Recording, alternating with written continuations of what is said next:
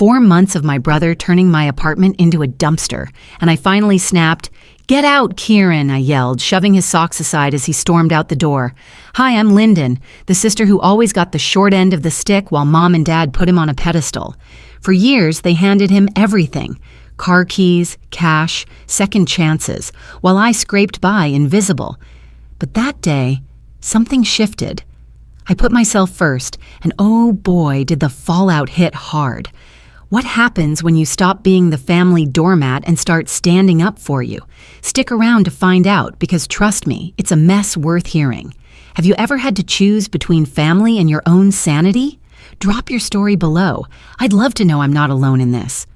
The phone buzzed on the counter, cutting through the hum of my little heater like a fly that wouldn't quit. I glanced at it, the name Kieran glowing on the screen, and my gut twisted. I should have let it ring out. Should have known better than to pick up when my brother's voice came through, smooth as ever, asking if he could crash at my place for a while. Mom's golden boy never needed me before, not when he had her to lean on. But there I was, hunched over a plate of cold cookout fries, the frost creeping up my apartment window in Raleigh, letting that old pull of family drag me right back in. It was a bitter January night in 2024, the kind that makes your bones ache after a long shift at the office. I'd kicked off my boots, poured a glass of sweet tea, and was just starting to unwind when he called. "Hey, Lyndon," he said, his tone too casual for someone who'd lost his job. Again. "I'm in a tight spot. Can I stay with you? Just temporary, promise?" I set the glass down, the condensation pooling under my fingers, and stared at the wall. Back in 2015, I was bussing tables at a diner downtown, wiping ketchup stains for rent money, while Mom handed Kieran the keys to a shiny used Chevy. "He's got potential," she'd said, beaming, like I wasn't even there. Potential. Funny how that word stuck to him like glue, no matter how many times he stumbled. I wanted to say no. The word sat heavy on my tongue, ready to spill out, but then I thought of Mom's voice, those endless excuses she'd spun for him over the years. "He's young," she'd say. "He'll figure it out." He was my brother, after all, and wasn't family supposed to mean something? So I sighed, rubbed my temple, and muttered, "Fine. But it's just for a bit, okay?" He laughed, that easy laugh of his, and said he'd be over soon. I hung up, the silence settling back in, heavier now with what I'd just agreed to. Half an hour later, the door swung open, and there he was, Kieran, 26, and still carrying himself like the world owed him a favor. He tossed his duffel bag onto my floor with a thud, the zipper half open, spilling a sock onto the rug. "Man, it's good to be here," he said, cracking open a beer he'd pulled from who knows where. His boots, caked with mud from the wet streets, left dark smears across my faded gray rug as he flopped onto the couch. I stood there, arms crossed, watching him stretch out like he owned the place. He grinned up at me, that same cocky grin I'd seen 100 times, and I swallowed the urge to tell him to clean his damn shoes. He rummaged in his pocket and tossed something onto my coffee table. A keychain, the cheap plastic kind with a little car charm dangling from it. I recognized it instantly. Mom's gift from years back, the one she'd given him with the Chevy. It landed with a clink next to my sweet tea, a quiet jab that stung more than it should have. "Still got this old thing," he said, leaning back, oblivious to the way my jaw tightened.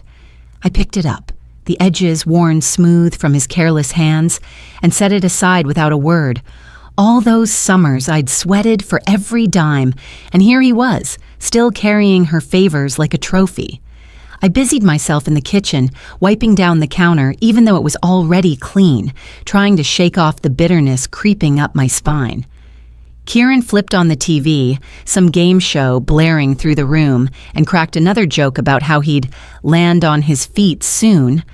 I nodded, half listening, the heater rattling like it was mocking me too. Finally, I couldn't hold it in anymore. I turned, leaning against the counter, and asked, "How long you staying, Kieran?" My voice came out sharper than I meant, but I didn't care. He shrugged, taking a long sip of his beer, and said, "Till I get back on my feet, sis." You know how it goes. That shrug, that careless, easy shrug, hit me like a slap. I felt that old bitterness bubble up, hot and familiar, the kind that had been simmering since I was a kid watching Mom dote on him while I faded into the background. Life's not fair, I know that. Been around long enough to see it, but there's a difference between unfair and unseen. I gripped the edge of the counter, my knuckles paling, and stared at him sprawled there, muddy boots and all. Why do I always let him in? The question hung in my head, unanswered, as the TV droned on and the frost thickened outside. The spring breeze slipped through my open window, carrying a faint whiff of pollen and the promise of warmer days, but it couldn't mask the mess waiting for me inside. 2 months of Kieran living here, and my little apartment in Raleigh had turned into something you'd see after a frat house party. Pizza crusts littering the counter, his gym socks draped over my armchair like some kind of modern art. I've been asking myself why I let him stay, and every day that question got louder, rattling around in my head as I dragged myself home from work, my shoulders aching from a long shift. It was March 2024, and the city was buzzing with prep for the Spring Festival, a chance for folks to spruce up the parks and show off their azaleas. I'd hoped it might shake me out of this funk, but when I pushed open the door, there was Kieran, sprawled on my couch like a king, thumbs hammering away at his game controller.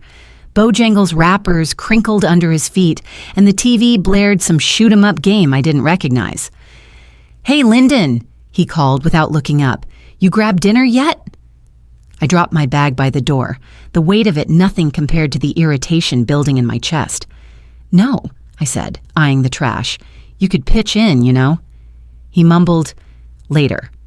His focus glued to the screen, and I bit my lip to keep from saying more.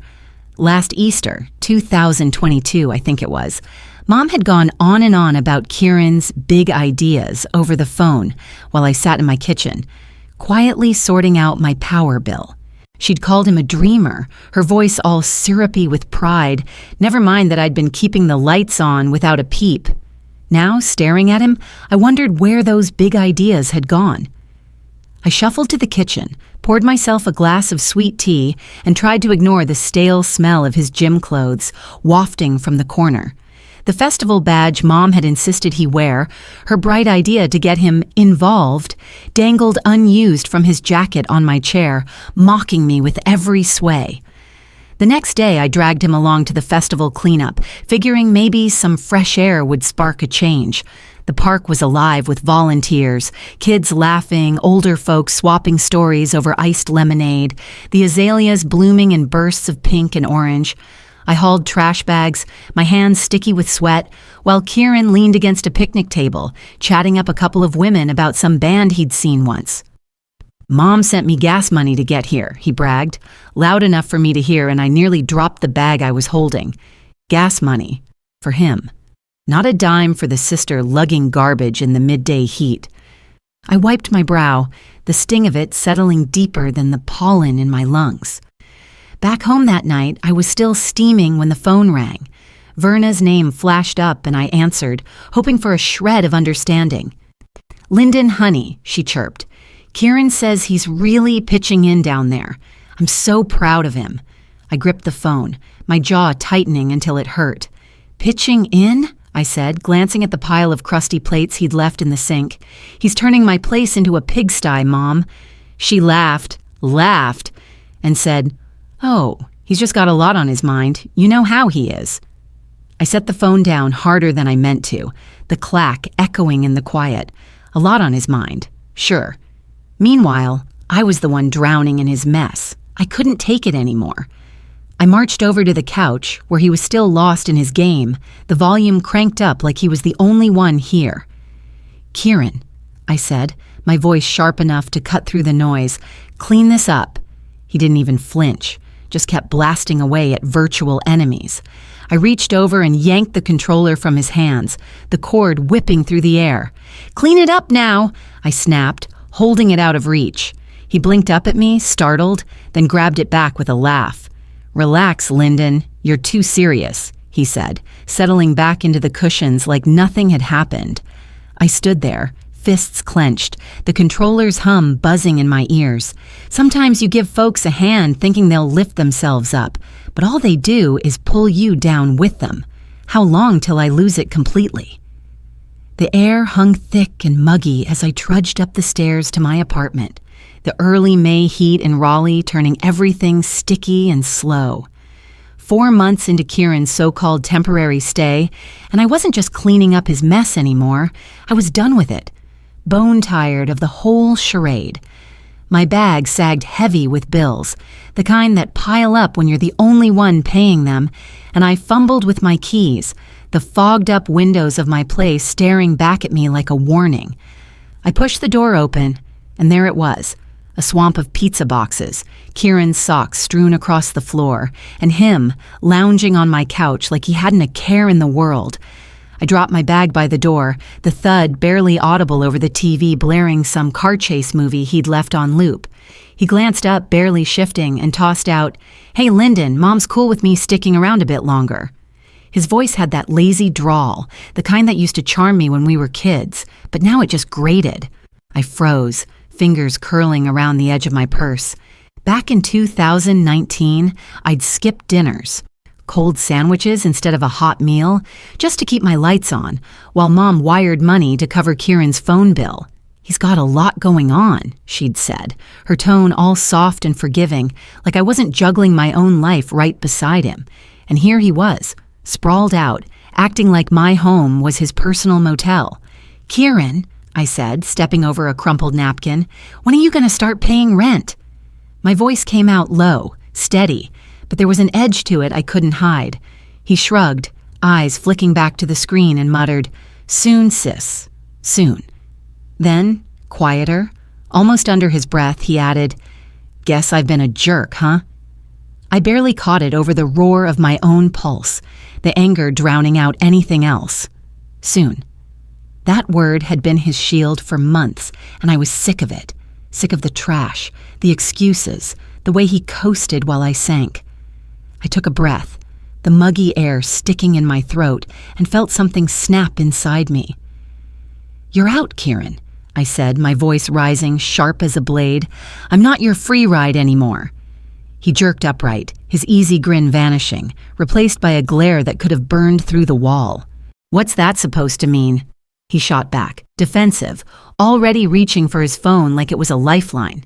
I stepped closer, kicking a pizza box out of my way, the cardboard skidding across the floor. "It means you've been here 4 months, eating my food, trashing my place, and I'm done." My hands shook, but I didn't stop. "You don't get to shrug this off anymore." He stood, towering over me for a second, then muttered something under his breath and stormed toward his room, dialing Verna as he went.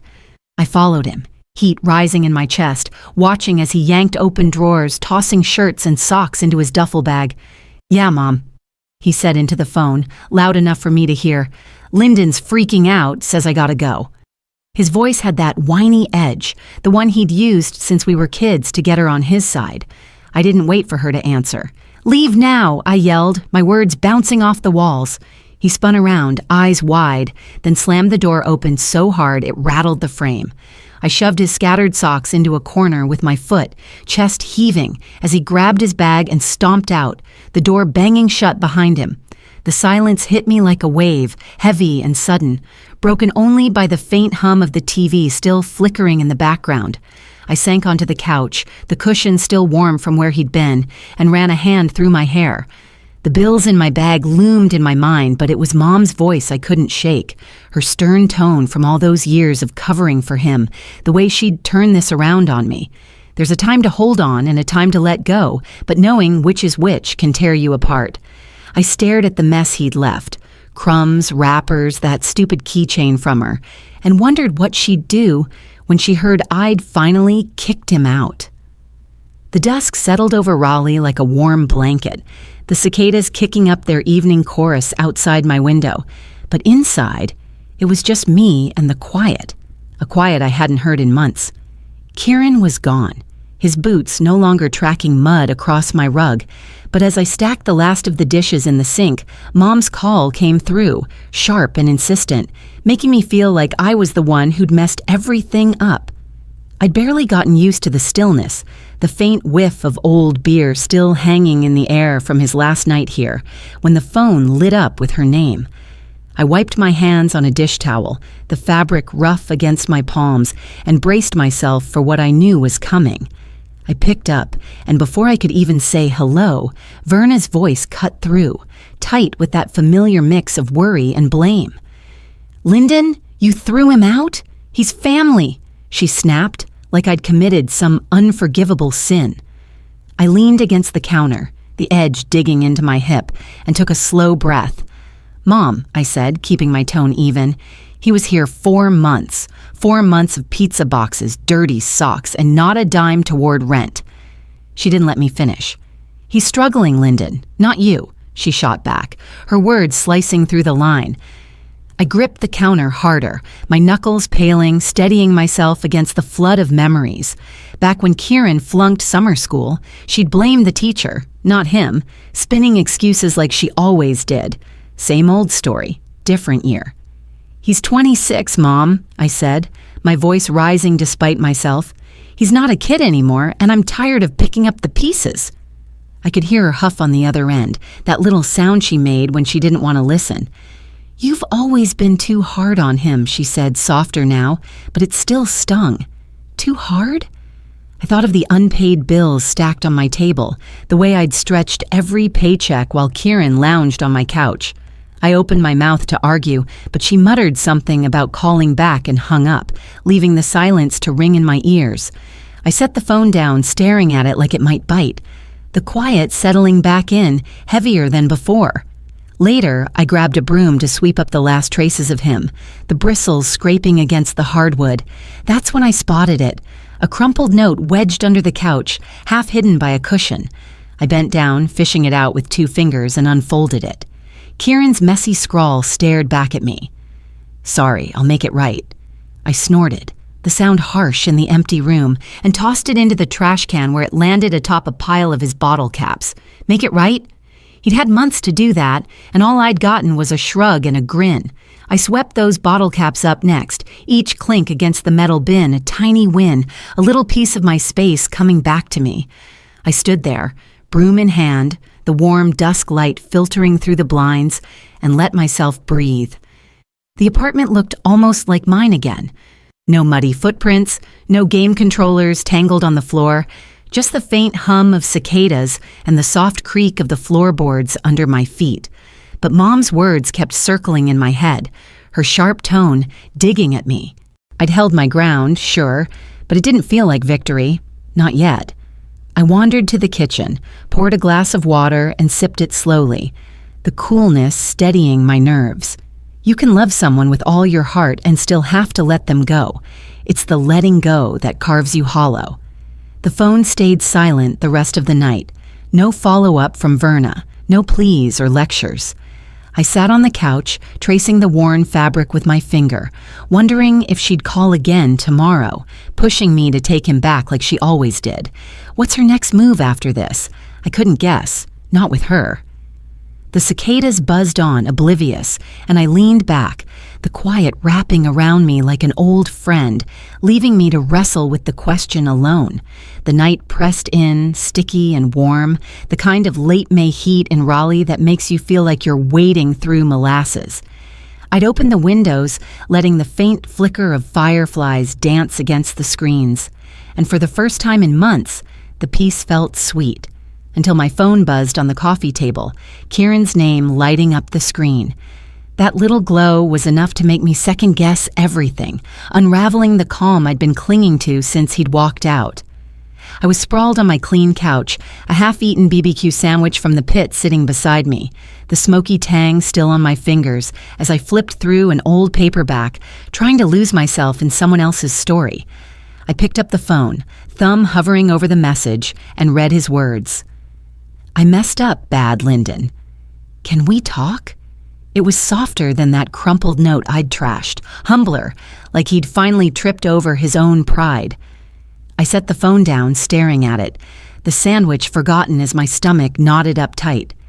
Back in 2021, I'd covered his electric bill, $200 I didn't have, because he'd begged me over a crackly line, and Mom had called him responsible for asking me, her voice all warm and proud while I sat there counting pennies.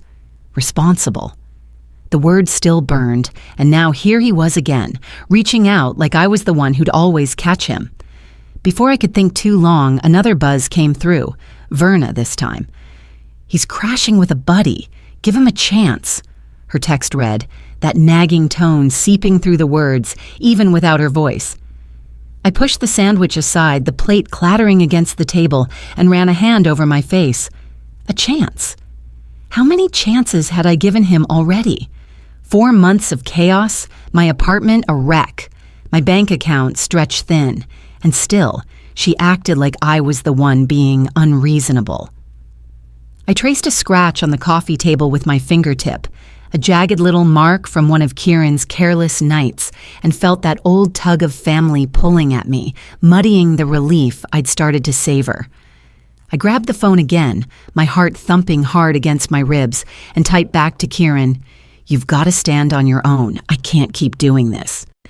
My thumb hesitated over the send button, the words staring back at me, stark and final. I thought of his laugh, that easy way he'd always brushed things off, and for a second I almost deleted it. But then I remembered the socks, the pizza boxes, the way he'd shrugged off every plea I'd made, and I hit send, the little whoosh sound cutting through the hum of the fireflies. I dropped the phone onto the cushion beside me, my breath shaky, and waited, the stillness stretching out like a tightrope. It didn't take long. The screen lit up again, his reply pinging back. "I get it." Just 3 words, simple and bare, and I stared at them. The glow burning into my eyes. Relief washed over me, cool and quick, but right behind it came a twinge of guilt, sharp as a pinprick. He got it, finally. But what did that mean? Was he really humbled or just playing another angle?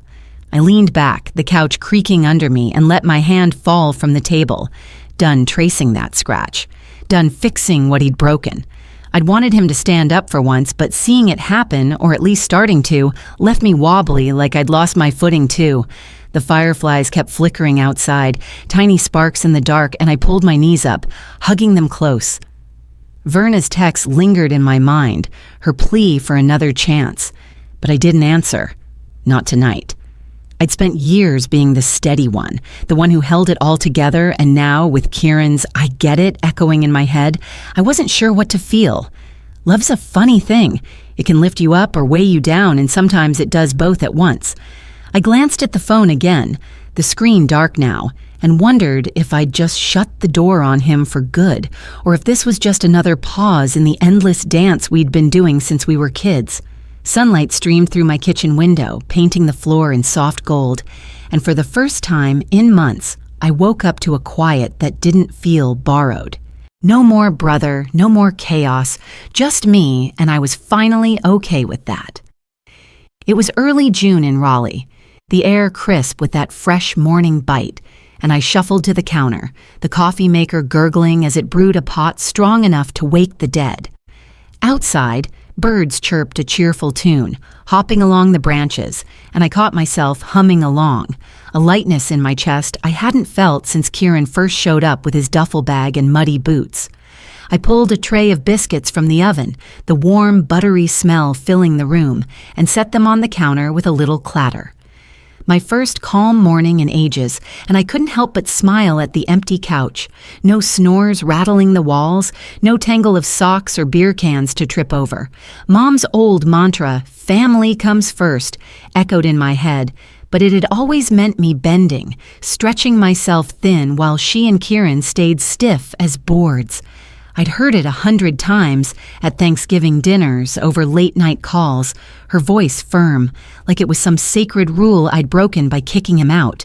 But standing here, flour dusting my hands, I wondered if maybe I'd finally rewritten it for myself. The phone rang just as I reached for the coffee pot, Verna's name flashing up like a shadow on my sunny day. I poured a mug anyway, the dark liquid steaming, and answered with a steady, "Hey, Mom." Her voice came through quieter than usual, a little worn around the edges. "He's got a job interview today," she said, pausing like she was testing me. "Hope you're happy." I set the mug down, the warmth seeping into my palm, and looked out at the birds flitting past. "I am," I said, simple and sure. No apologies tacked on. She sighed, a soft, resigned sound, and I hung up before she could say more, the click of the call ending louder than I expected in the stillness. I carried my coffee to the table, spreading out the bills I'd been dodging for weeks. They were mine, alone now, no extra mouth to feed or mess to clean. And though the numbers still made my stomach twist, they felt manageable for once. Kieran hadn't texted since that last, "I get it," his silence stretching out like a road I wasn't sure led anywhere. Maybe he was learning, piecing himself together without me as his crutch, or maybe he was just sulking somewhere waiting for Mom to swoop in again. Either way, it wasn't my load to carry anymore. I took a sip, the bitterness cutting through the morning sweetness, and let that thought settle deep.